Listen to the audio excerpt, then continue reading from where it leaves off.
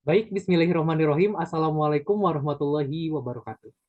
Perkenalkan, nama saya Igi Juansyah. Saya berasal dari kelas Teknik Informatika A1, Fakultas Teknik Universitas Islam Nusantara. Dengan NIM saya 41037006211109. Di sini, dalam kesempatan ini, saya berkesempatan untuk mempresentasikan tugas ujian tengah semester mata kuliah e-bisnis yang diampu oleh Bu Siti Nur. Baik, untuk presentasi kali ini dengan tema yaitu bisnis di dalam pendidikan.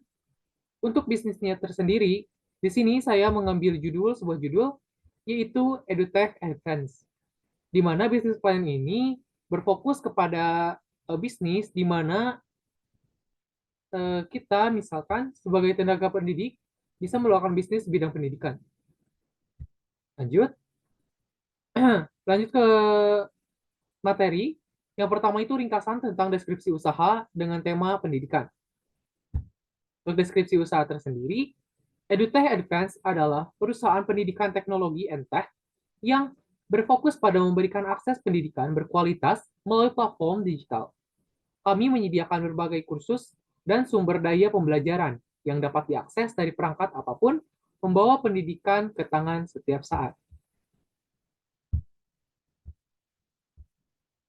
Lanjut, kita ke visi misi perusahaan.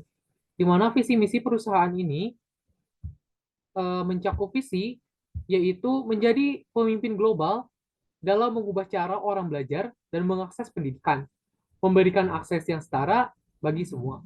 Kemudian misi, membangun platform pendidikan yang inovatif dan responsif.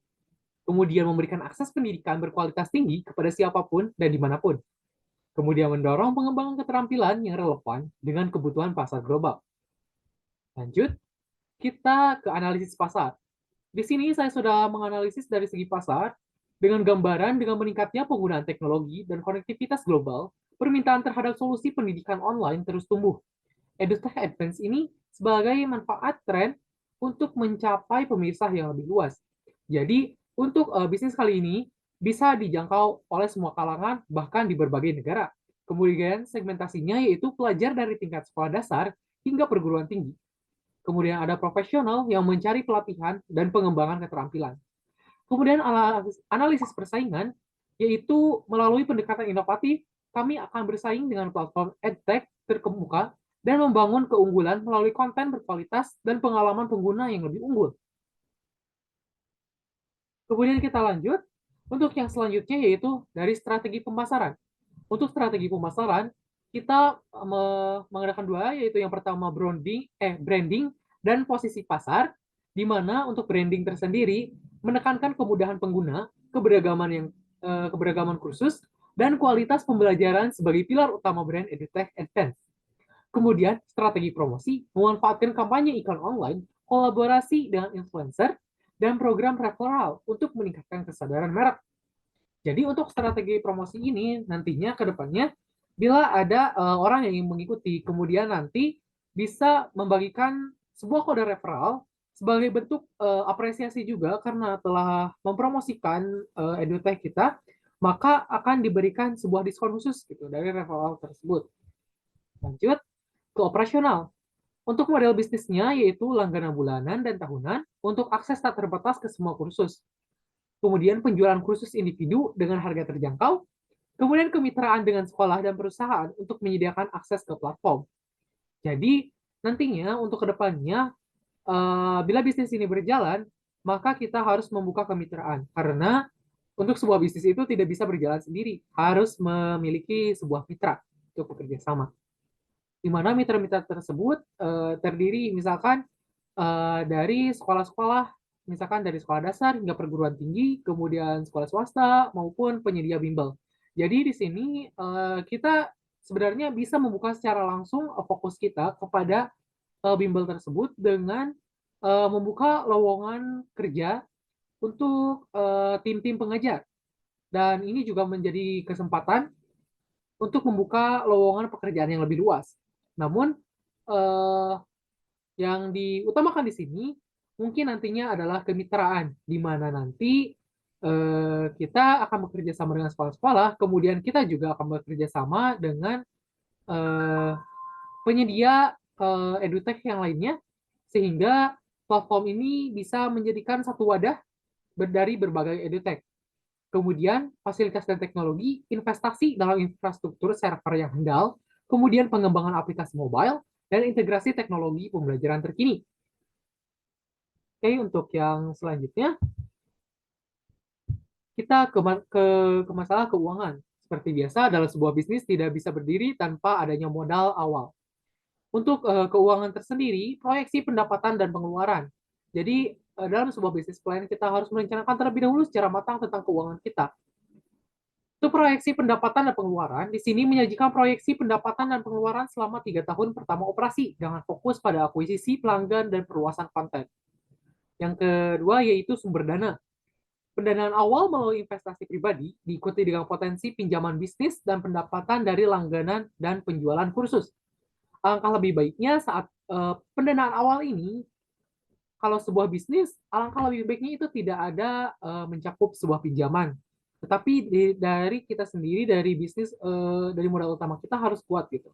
Supaya untuk kedepannya, jika memang ada kesalahan dalam perencanaan bisnis plan ini, tidak akan ada kerugian yang apa ya berlebih gitu. Kemudian lanjut ke resiko dan mitigasi. Di sini saya sudah menganalisis resiko dan strategi mitigasi yang mungkin akan terjadi ya ke depannya nantinya. Identifikasi ini seperti kegagalan teknologi, kemudian perubahan regulasi dari pemerintah, dan persaingan sengit di pasar edtech. Karena biasa ya pemerintahan biasanya mengeluarkan peraturan-peraturan baru. Jadi kalau kita tidak bisa mengikuti perubahan tersebut, maka bisnis tersebut bisa dipastikan gagal. Kemudian persaingan yang sengit di pasar edtech. Untuk persaingan ini kita harus memiliki ciri khas tersendiri, misalkan dari segi platform yang mudah diakses, kemudian user friendly dan lain sebagainya. Kemudian lanjut ke strategi mitigasi, di mana strategi mitigasi ini menyusun rencana cadangan teknologi, memantau perubahan regulasi, dan terus meningkatkan kualitas konten untuk memitigasi risiko. Lanjut, untuk yang terakhir, di sini saya sudah membuat bisnis modal kanvas, di mana bisnis modal kanvas ini biasanya digunakan untuk sebagai acuan pertama atau acuan awal saat kita ingin membuka sebuah bisnis yang baru.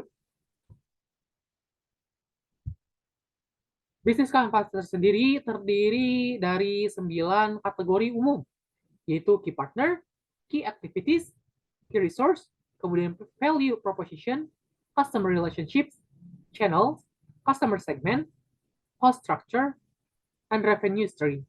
Di mana saya akan menjelaskan di sini satu persatu, di mana key partner ini yaitu kunci dari partner kita. Jadi hampir sama dengan kunci kerjasama kita. Jadi kita bekerja sama dalam edtech ini dengan siapa saja seperti itu. Di sini saya sudah menuliskan untuk kerjasama ini terdapat pada sekolah dan perguruan tinggi sebagai mitra, kemudian kolaborasi dengan perusahaan untuk pelatihan. Misalkan untuk pelatihan di sini, misalkan nantinya akan ada sertifikasi, kita bisa menggait misalkan BNSP ya, yang Badan Nasional Sertifikasi Profesi, supaya apa bimbel yang kita rancang ini juga bisa bermanfaat gitu. Tidak hanya sekedar ilmu, tetapi ada sertifikasinya juga. Kemudian kemitraan dengan instruktur dan ahli industri. Tentunya dalam bidang pendidikan pasti sangatlah luas, sehingga kita memerlukan bantuan-bantuan tenaga ahli dari berbagai bidang. Kemudian yang kedua yaitu key activities atau kunci aktivitas kita, di mana agar kita dapat bertahan, kita harus mengembangkan konten pendidikan yang berkualitas, mudah dipahami, dan dapat dicerna dengan baik oleh penerima materi tersebut. Kemudian, pengembangan dan pemeliharaan platform teknologi. Karena zaman sekarang semakin berkembang ya, sehingga keamanan pada teknologi pun kita harus pertimbangkan saat ingin membuka bisnis ini. Kemudian, kolaborasi dengan instruktur dan mentor. Lanjut, kita ke key resource. atau sumber daya yang kita butuhkan, yaitu tim pengembangan konten, tim teknologi dan pengembangan platform, dan instruktur dan mentor. Kemudian di sini ada value proposition, di mana akses pendidikan yang berkualitas dari mana saja. Lanjut, yang kedua yaitu beragam kursus dengan sumber daya pembelajaran. Yang ketiga, pengalaman belajar interaktif dan responsif, di mana nantinya kalau bisa, jika dimungkinkan juga, nanti seharusnya ada pembelajaran secara daring, bisa melakukan sesi Q&A, ataupun nanti bisa dibantu oleh customer service untuk setiap pertanyaan yang nanti misalkan untuk materi yang memang sudah tersedia dan tidak diadakan misalkan pembelajaran daring secara tatap muka secara langsung. Kemudian di sini ada customer relationship, di mana ini berhubungan dengan hubungan kita dengan customer kita, di mana dukungan pelanggan online melalui chat dan forum komunitas yang sangat berarti untuk meningkatkan pengembangan platform. Kemudian program mentorship untuk membimbing perkembangan akademis. Lanjut, kita ke channels.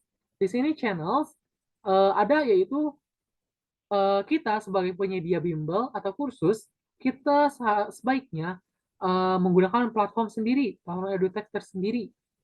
Kemudian kemitraan dengan sekolah dan perusahaan sebagai penyalur atau intinya kita kerjasama dengan sekolah atau perguruan tinggi tersebut, misalkan agar siswa-siswanya bisa mengikuti bimbel di tempat kita. Lanjut, kita ke customer segment, di mana yaitu tujuan atau tujuan customer kita yang dituju yaitu seorang pelajar sekolah dasar hingga high school atau SMA, SMK seperti itu, dan perguruan tinggi, mahasiswa, kemudian profesional yang mencari pengembangan keterampilan. Tak dapat dipungkiri, seorang yang telah ahli dalam satu bidang pun jika haus akan pendidikan, pasti ia akan mencari lagi. Lanjut, kita ke cost structure. Di mana cost structure ini terdiri dari biaya pengembangan dan pemeliharaan platform, kemudian biaya pengembangan dan pemeliharaan konten, kemudian biaya pemasaran dan akuisisi pelanggan. Yang terakhir, kita revenue stream atau pendapatan kita itu dari mana saja sih? Yang pertama, yang pasti dari langganan bulanan dan tahunan. Kemudian penjualan kursus secara individu, kemudian kemitraan dengan institusi pendidikan. Mungkin sekian untuk presentasi ujian tengah semester saya dalam matkul e-bisnis. Terima kasih. Mohon maaf atas segala kekurangannya. Wabillahi taufiq wal hidayah. Wassalamualaikum warahmatullahi wabarakatuh.